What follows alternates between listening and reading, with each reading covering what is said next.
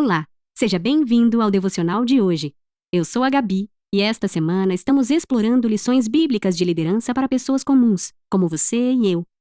Todos nós temos a capacidade de fazer um impacto positivo nas pessoas ao nosso redor.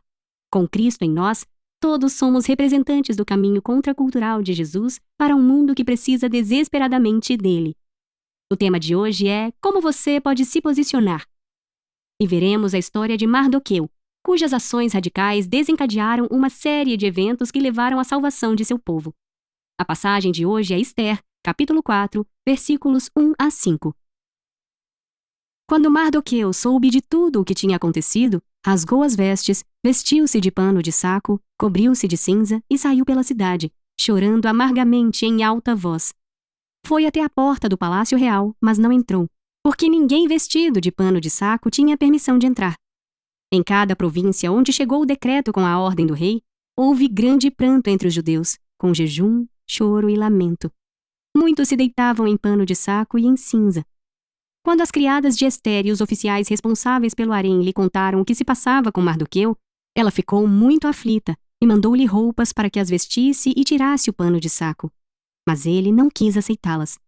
Então, Ester convocou Atá, um dos oficiais do rei, nomeado para ajudá-la, e deu-lhe ordens para descobrir o que estava perturbando Mardoqueu e por que ele estava agindo assim.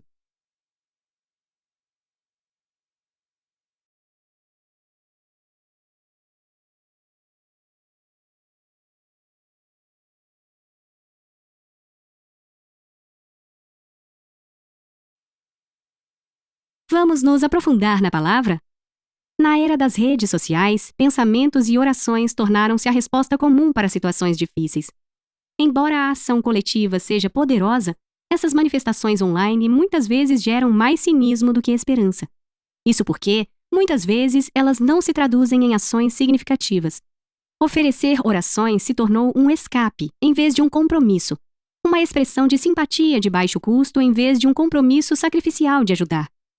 Como Mardoqueu nos mostra na passagem de hoje, a oração é extremamente importante, mas não é o fim da história. A oração deve nos conectar com o coração de Deus e nos mover à ação, em vez de nos isentar dela.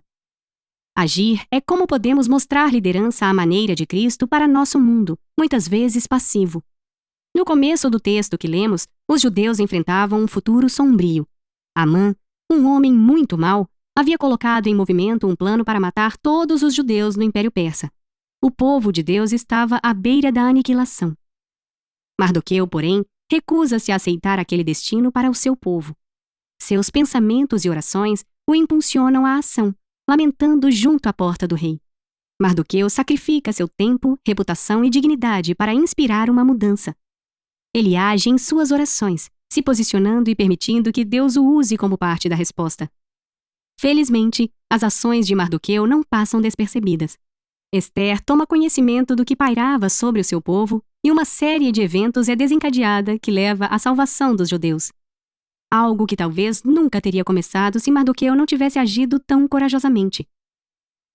No livro Fighting Shadows, Jefferson Bethke e John Tyson exploram o espectro das ações humanas. Eles identificam 4 níveis de ação que todos nós operamos diariamente: não fazer nada, recuar, agir normalmente e agir de forma massiva.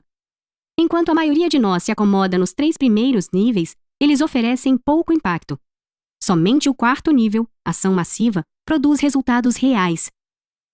Ação massiva envolve investir intencionalmente tempo e esforço em causas que importam, sacrificando nosso conforto para buscar mudanças significativas. Esse foi o nível de Mardoqueu, e hoje também pode ser o seu.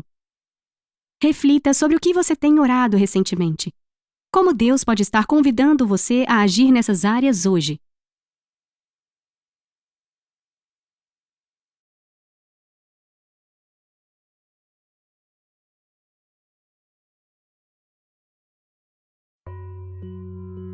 Reflita e ore comigo. Peça a Deus para mostrar onde você precisa ir além das orações e agir, sendo uma resposta para as necessidades ao seu redor. Que Ele o guie para ser corajoso como Mardoqueu e se posicionar em defesa do que é certo.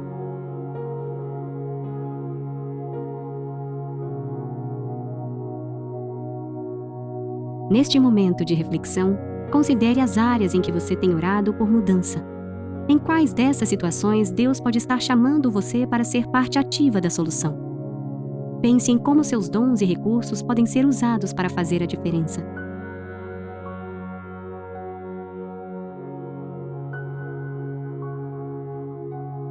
Você conhece alguém que está enfrentando uma situação difícil e que precisa de alguém para tomar uma posição ao lado dela? Reflita sobre como você pode ser essa pessoa, mostrando que a verdadeira liderança vem de combinar oração com ação.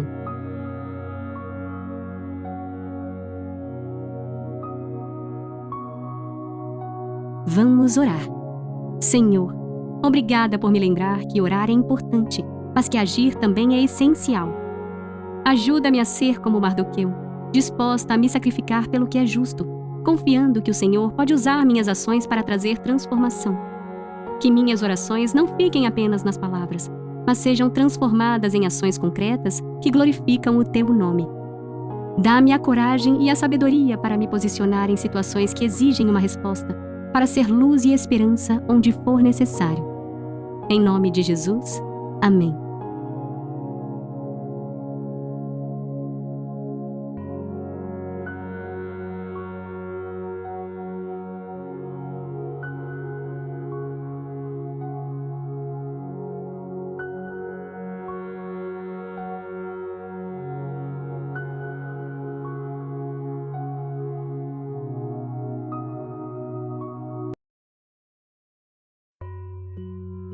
Olá, eu me chamo João Lúcio Tanuri.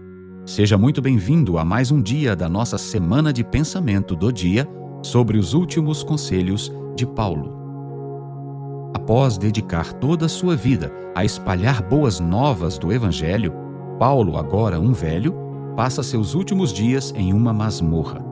Mas ao olhar para trás, para os motivos que o levaram até ali, ele de modo algum se envergonha ou se arrepende. Muito ao contrário, ao escrever para Timóteo sua última carta da prisão, ele começa dando graças a Deus que o escolheu, o capacitou, o achou digno de padecer pelo Evangelho. Ao meditarmos em suas palavras, vemos um homem que se sente honrado pelo privilégio de ser um anunciador das boas novas, um mensageiro de Cristo. Paulo reconhece sua condição de homem pecador e exalta a graça de Deus que o alcançou com arrependimento e o capacitou para viver e testemunhar a nova vida em Cristo. Ele aconselha Timóteo a jamais se envergonhar do Evangelho, ainda que ele tenha que padecer aflições por causa dele. Para Paulo, era motivo de extrema alegria poder participar dos sofrimentos de Cristo. Mesmo em face da perseguição crescente, Paulo exorta Timóteo a pregar o Evangelho. Ele diz em 2 Timóteo 2, 1-3: Tu, pois, meu filho, fortifica-te na graça que há em Cristo Jesus, e o que de mim, entre muitas testemunhas, ouviste, confia-o a homens fiéis, que sejam idôneos para também ensinarem os outros. Tu, pois, sofre as aflições, como bom soldado de Jesus Cristo. O conselho de Paulo para Timóteo é que ele se comprometesse com Cristo e com sua mensagem. Ele devia vivê-la e ensiná-la, independente das circunstâncias ou dificuldades que viesse a enfrentar por isso. Assim também, eu e você devemos fazê-lo. Nunca devemos nos envergonhar do Evangelho, pois ele é o poder de Deus para a salvação de todo aquele que crê. Um dia, essa maravilhosa mensagem de esperança foi pregada para mim e para você. Descobrimos que, apesar de nossos pecados, Deus nos ama tanto que enviou seu próprio Filho para morrer em nosso lugar. A cruz nos concede nova vida. Ela nos dá esperança e propósito. Em Cristo a vida ganha cor, alegria, sentido, leveza. Em Cristo temos paz com Deus. Essa é a boa nova do Evangelho que nos alcançou. Por ela vale a pena viver e morrer. Eu e você sabemos disso. E somos chamados por Deus para contar isso a outros. Estávamos perdidos e fomos achados. Agora, podemos contar a outros perdidos como encontrar o caminho de casa. Esse é o nosso privilégio e a nossa honra, como tantos séculos atrás foi do apóstolo Paulo. Não permita que a timidez, as pressões sociais, o preconceito, as oposições impeçam você de compartilhar as boas novas. Pregue o Evangelho em todo tempo, com suas palavras e com sua vida, pois quão formosos são os pés dos que anunciam boas novas.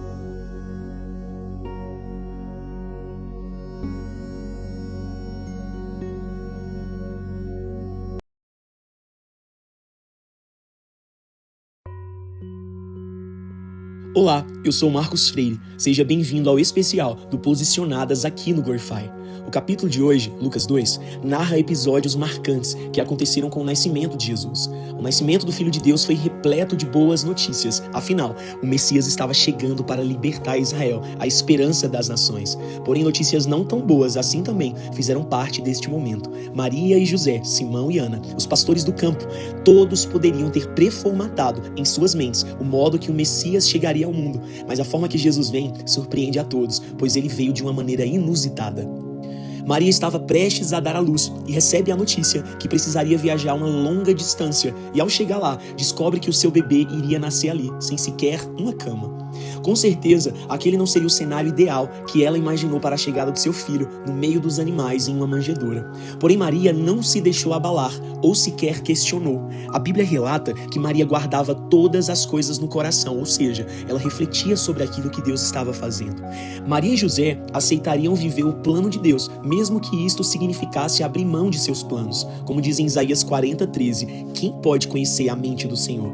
Para vivermos as promessas do Senhor, é necessário abrirmos mão do controle e estarmos abertos para que Jesus mude nossos planos. Muitas vezes, ele agirá de maneira inusitada, confundindo o nosso intelecto e nos mostrando que os planos dele são maiores e melhores do que os nossos. Em Jeremias 29:11, a Bíblia diz que nem sequer penetrou na mente humana aquilo que Deus preparou para aqueles que o amam e se movem segundo o seu propósito. Abrir mão do controle e se render à vontade soberana de Deus significa também sair da zona de conforto e se colocar completamente na dependência dele. É literalmente viver desconfortos como Maria e José viveram, mas ao mesmo tempo é receber a dádiva de viver milagres e escrever uma história com Jesus.